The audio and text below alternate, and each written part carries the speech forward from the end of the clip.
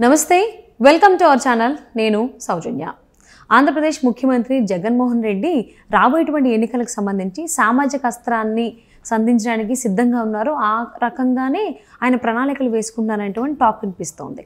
మరి ఈ అంశానికి సంబంధించి మనతో మాట్లాడడానికి, వారి విశ్లేషణను మనతో పంచుకోవడానికి ఈరోజు మనతో పాటు ఉన్నారు సీనియర్ పొలిటికల్ అనలిస్ట్ అంకమరావు గారు ఉన్నారు. వారితో మాట్లాడదాం. నమస్తే అండి. నమస్తే అండి. రాబోయేటువంటి ఎన్నికలకు సంబంధించి జగన్మోహన్ రెడ్డి తన టీంని మొత్తం మార్చుకుందాము, సామాజిక అస్త్రాన్ని సంధిద్దామనేటువంటి ఆలోచనలో ఉన్నారు. సో ఆ ప్రణాళికలో భాగంగానే ఆల్మోస్ట్ 11 మంది బీసీలకి ఆయన టికెట్లు ఇచ్చేటువంటి ఆలోచనలు ఉన్నట్టుగా తెలుస్తుంది. సో ఇది ఎంతవరకు ఆయన వర్కౌట్ అవుతుంది? ఇది అసలు నిజమేనా అంటారు, లేకపోతే ఒకవేళ హైడ్రామానా?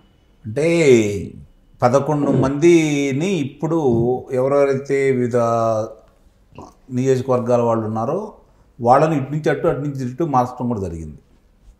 అందుట్లో మీరు చూసుకుంటా ఉంటే మంత్రుల్ని 3 మార్చారు. మొత్తం బీసీలను మార్చలేదు. ఈ 11కి నియమించడం కూడా జరగలేదు. వాళ్ళు 5 ఉన్నారు. తర్వాత సహజంగానే ఇక్కడ వచ్చే తలకి ఏమవుతుందంటే మెరుగు నాగార్జున గారిని తీసుకొని ఆయన మార్చడం కూడా జరిగింది. తర్వాత విడుదల రజనీ గారిని మార్చడం జరిగింది. ఆముదాల సురేష్ గారిని మార్చడం కూడా జరిగింది. ఆముదాల సురేష్ గారు వీళ్ళ 3 మార్చారు మంత్రులుగా. మిగిలిన వాళ్ళని అటు మార్చుకుంటూ ఉన్నారు. ప్రతిపాడు నియోజకవర్గంలో ఉన్నటువంటి మాజీ మంత్రి గారు సుశర్తి గారిని తీసుకొచ్చేసి తాటికొండ నియోజకవర్గానికి ఇచ్చారు. అట్లాగే ఆళ్ళ రామకృష్ణారెడ్డి గారి స్థానంలో మంగళగిరి గంజి ఆయనకి ఇవ్వటం కూడా జరిగింది. ఇవన్నీ చూసుకుంటా ఉంటే ఒకటి కాదు 2 కాదు, ప్రస్తుతానికైతే 11 నియోజకవర్గాలు మార్పులు చేర్పులు చేశారు. ఇప్పుడు ఆయన ముందస్తుగా ఇట్లా చేశారనే దాని గురించే ప్రచారం జరుగుతుంది తప్ప తన వ్యూహం అనేది ప్రతిపక్షాలకి ఇంకా అర్థమైనట్లు లేదు. ఆయన వేసిన వల్ల వీళ్ళు పడతారేమో అనే అనుమానం కూడా ఉంటుంది ఇప్పుడు. ఎందుకంటే నిన్న చూస్తూ ఉంటే దాని గురించి చర్చించుకుంటా ఉన్నారు. పెద్దిరెడ్డి గారిని మార్చలేదు. పెద్దిరెడ్డి గారు మార్చే ధైర్యం కనుక ఈయనుంటే నిస్సందేహంగా ఆయన సామాజికంగా వీళ్ళందరినీ తీసుకొచ్చేసి చేస్తున్నారని చెప్పి మనం భావించవచ్చు. పెద్దిరెడ్డి గారిని మార్చలేదు. మరి ఆ మిథున్ రెడ్డి గారిని మారుస్తారన్న నమ్మకం లేదు. అలాగే అవినాష్ రెడ్డి గారిని మారుస్తారన్న నమ్మకం లేదు. ఇప్పుడు రాయలసీమలో ఎంతమందిని మార్చారనే దాని మీద ఆయన నిబద్ధత ఆధారపడి ఉంటుంది. ఓకే, రాయలసీమలో కనుక నిస్సందేహంగా ఇప్పుడు ఉన్నటువంటి గతంలో చూసాం మనం 52 నియోజకవర్గాల్లో ఆయన సామాజిక వర్గానికి ఎంతమంది ఇచ్చారో చూస్తూనే ఉన్నాం. ఎస్సీ నియోజకవర్గాలు తీసి పక్కన పడిస్తే మిగిలిన చాట్ల మరి వాళ్ళ సామాజిక వర్గాన్ని ఉంచుతున్నారు కదా. అవన్నీ తీసేసి ఇక్కడ మారిస్తే పెద్ద విశేషమేం లేదు ఆయనకి. ఎటు గుంటూరు టు ఓడిపోయేది, మంగళగిరి ఓడిపోయేది, కొండేపి వాడు వచ్చి చేయగలిగింది ఏం లేదు. ఇట్లా చూసుకుంటా ఉంటే తాటికొండ ఓడిపోయేది. కాబట్టి దానివల్ల పెద్ద ఉపయోగం లేదు. వీళ్ళని బలిబోసం చేస్తున్నారు. అట్లానే ప్రతిపక్షాలని ఆయన ఉచ్చులోగులు అవుతున్నారు. మేము ఇలా మారుస్తున్నాను, మీరు కూడా మార్చండి అని చెప్పి వీళ్ళు కూడా హడావుడి పడిపోయి ఏదేదో గందరగోళం చేసుకోవాలనే ప్రయత్నంలో ఉండాలని చెప్పి వాళ్ళ వ్యూహంలో భాగంగా ఇప్పుడు ఆయన టీమును మొత్తాన్ని మార్చుకుంటున్నారని మీరు కూడా అంటున్నారు. సజ్జల రామకృష్ణారెడ్డి గారిని మార్చలేదు కదా. 56 మంది సలహాదారులు ఉన్నటువంటి రెడ్డులు తీసుకొచ్చి వాళ్ళని పెట్టలేదు కదా. ఒకవేళ పెట్టినా పెడతారు, మన మాటలు ఏదైనా పెట్టినా పెడతారు. ఎందుకంటే ఎన్నికలు ఇంక 2-3 నెలలే ఉంది కాబట్టి. ఎందుకంటే చేయాల్సింది ఎటు వాళ్లే కాబట్టి మాట్లాడినా. ఇప్పుడు కాకపోతే ఏంటంటే ప్రజలకు అర్థమయ్యే విధంగా వాళ్ళు కొన్ని ముందడుగులు వేస్తూ ఉన్నారు. ఏంటంటే నిన్నటిదాకా ఏదైనా విషయం మాట్లాడాలంటే సజ్జల రామకృష్ణారెడ్డి గారు ఒక్కళ్ళే వచ్చి మాట్లాడేవాళ్ళు. మొన్న ఈ 11 మందిని ఇటు నుంచి ఇటు మార్చిన దాంట్లో కొంతమంది తొలగించిన దాంట్లో, కొత్త పేరు వచ్చి చేర్చిన దాంట్లో అక్కడ చూసుకుంటా ఉంటే మీరు చాలా వివరంగా చిరంజీవి గారు మామూలుగా మన మంగళగిరి నియోజకవర్గం కావచ్చు, అట్లాగే ఈ మార్చిన వాళ్ళందరినీ గురించి ఉదాహరిస్తూ ఎవరు మాట్లాడారు? బొత్స సత్యనారాయణ గారు మాట్లాడిచ్చారు. ఇది కొత్త పరిణామం. ఎందుకంటే ఆయన బీసీ కింద లెక్కేసుకుంటారు కాబట్టి ఆయన తీసుకొచ్చేసి మీరు చూసారా వాళ్ళ చేత మాట్లాడిచ్చాం, ఇట్లా ఇంకా చాలామంది ఉంటారని చెప్పించారు. కాబట్టి ఈ విధంగా కొంత పక్కకు మళ్ళించే ఆలోచనలు చేస్తున్నారు. వాళ్ళకి అర్థమవుతుంది, వాళ్ళకు కూడా తెలుసు. చివరికి బొత్స సత్యనారాయణ గారు కూడా పోటీ నుంచి విరమించుకుంటారనేది నా యొక్క అభిప్రాయం. గౌరవంగా తప్పుకుంటారు. పోటీ చేయడానికి ఇష్టం లేదు కాబట్టి తన పెద్దరికాన్ని కాపాడుకోవడానికి కోసం చిత్తుగా ఈ పార్టీ ఓడిపోతుందనే నిర్ణయానికి ఆయన కూడా వచ్చాడు. కాబట్టి వాళ్ళ మనుషులు కూడా పోటీకి దూరంగా ఉంటారనేది నా యొక్క అభిప్రాయం.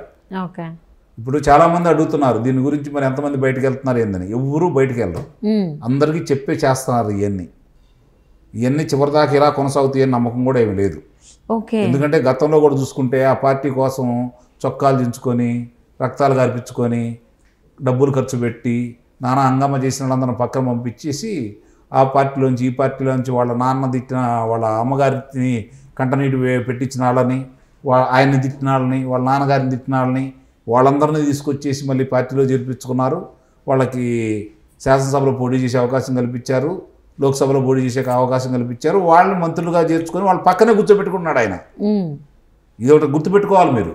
గతంలో ఆయన మీద నిందలేసిన వాళ్ళని, వాళ్ళ తండ్రి గారి గురించి అవమానకరంగా మాట్లాడిన వాళ్ళని, వాళ్ళ తల్లి గారిని కంటనీరు పెట్టించిన వాళ్ళని శాసనసభ్యులను చేసి మంత్రులుగా చేసి పక్కన కూర్చోబెట్టుకున్నాడు ఆయన.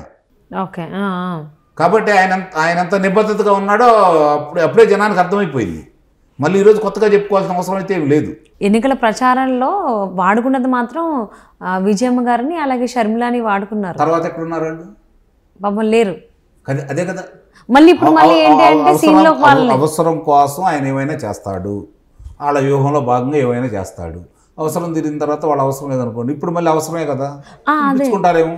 ఇప్పుడు మళ్ళీ పిలిపించుకునేటువంటి ఆయన కూడా ఒకసారి అడిగాడు, ఒక్కసారి నాకు ఛాన్స్ ఇవ్వండి అన్నాడు, ఒక్కసారి అవకాశం కల్పించండి అన్నారు. ఆ ఒక్కసారి అవకాశం కల్పించేశారు. చెల్లికేమో కడప ఎంపీ సీటు, అమ్మకేమో ఇక్కడ అమలాపురం దగ్గర సీటు ఇస్తాము అని రాజీకి ఆయన ట్రై చేస్తున్నట్టుగా కూడా టాక్ వినిపిస్తోంది. ఇవన్నీ మభ్యపెట్టడానికి ఏంటి నాకు తెలిసినంత వరకు వాళ్ళిద్దరి మధ్య విభేదాలు ఉంటాయని చెప్పి నేను ఇప్పుడు కూడా భావించట్లేదు. అన్నకి చెల్లికి ఓకే ఇప్పటికీ నేను భావించట్లేదు. కాబట్టి అవన్నీ ప్రచారానికి వాళ్ళు చాలా చక్కగా గతంలో కూడా ఇట్లానే అబద్ధాలని నిజాలు చేసుకుంటూ అబద్ధ ప్రచారాలు చేసి అభియోగాలు మోపుతూ తెలుగుదేశం పార్టీ వాళ్ళని కాళ్ళు చేతులు ఆడకుండా చేసేసి వాళ్ళ ఆటిని వాళ్ళ మీద వేసిన బురదను కడుక్కోవడానికే సరిపోయి ఎదురుదాడి చేసే శక్తి వాళ్ళ దగ్గర లేక ప్రజలు కూడా వాళ్ళు ఎదురుదాడి చేయలేకపోయేసరికి వీళ్ళు చెప్పింది నిజమేనని నమ్మి ఒకసారి చూద్దామన్న ఆలోచనతో ఆయనకి గెలిపించుకోవడం కూడా జరిగింది. ఇప్పుడు ఇవన్నీ చూసుకుంటా ఉంటే ఇవాళ ఉన్న పరిస్థితుల్లో ఏం జరిగిందనేది ఒకసారి చూసుకుంటా ఉంటే మరి ఇవన్నీ ఒకసారి ఉదాహరించుకుంటా ఉంటే ఏ స్థానాలు ఎలా మార్చారు. ఇప్పుడు మీరు ఈ శాసనసభ్యుల మీద వ్యతిరేకత ఉంది, మంత్రుల మీద వ్యతిరేకత ఉంది కాబట్టి నేను మారుస్తున్నారని కదా మీరు చెబుతుంది. మరి వాళ్ళని తీసుకుని ఇంకోసారి వేసిన తర్వాత ఇక్కడ మీకు తప్పులు చేసిన వాళ్ళు, ఇక్కడ ఇబ్బంది పెట్టిన వాళ్ళు అవతల వాళ్ళకి తెలియదా? వాళ్ళు తప్పులు చేసే వాళ్ళని దూరంగా పెట్టాలి కదా. అవును. మళ్ళీ ఒకసారి ఇచ్చారంటే మీ కబ్ర నాటకం ఏంటో ప్రజలకు అర్థమైపోతా ఉంది కదా. అంటే ఉన్న చోట పెట్టడానికి మాత్రమే కదా జరుగుతుంది. దూరం పెట్టారంటే దూరం పెట్టారంటే ఉన్న ప్లేస్ నుంచి వేరే ప్లేస్ లో మార్చారు అంతే కదా. అంతేగాని అసలు వాళ్ళందరూ తొలగించేసి కొత్త వాళ్ళ నుంచి కనుక మీరు తీసుకొచ్చినట్టయితే ఓహో నిజంగానే పారదర్శకంగా ఉన్నాడు. అసలు అయినా ఈరోజు ప్రజలు అనుకుంటుంది జగన్ గారిని మారుదాం అనుకుంటున్నారు తప్ప శాసనసభ్యుల గురించి కాదుగా పట్టించుకోవడం. దాని అర్థం ఏంటంటే జగన్ గారిని మార్చాలి అంటే ఆ ఫ్యాన్ గుర్తు అనేది కనపడితే దానికి ఓట్లు వేయకుండా ఎదురుగా నిలబడ్డ వాళ్ళు ఎవరైనా సరే, వాళ్ళు ఏ పార్టీ వాళ్ళైనా సరే వాళ్ళకి ఓట్లు వేసి ఈ వాళ్ళని ఓడించాలని చూసుకుంటున్నారు కాబట్టే కదా. కాబట్టి జగన్ గారిని మారుస్తారు. అవును. వీళ్ళు ఎంతమంది మారితే ఏమవుతుంది? కంటితుడుపు చర్యలే ఇవన్నీ. సో సీఎం జగన్మోహన్ రెడ్డి ఏపీకి సంబంధించి ఆయన చాలా ప్రయత్నాలు ఉన్నారు. సో మ్యాక్సిమం మభ్యపెట్టడానికి అన్ని రకాల ప్రయత్నాలు జరుగుతున్నాయి. మరి అవి ఎంతవరకు సక్సెస్ అవుతాయి ఏంటి అని చెప్పి వేచి చూద్దామండి ఎన్నికల వరకు కూడా. And thank you so much for spending your valuable time with us.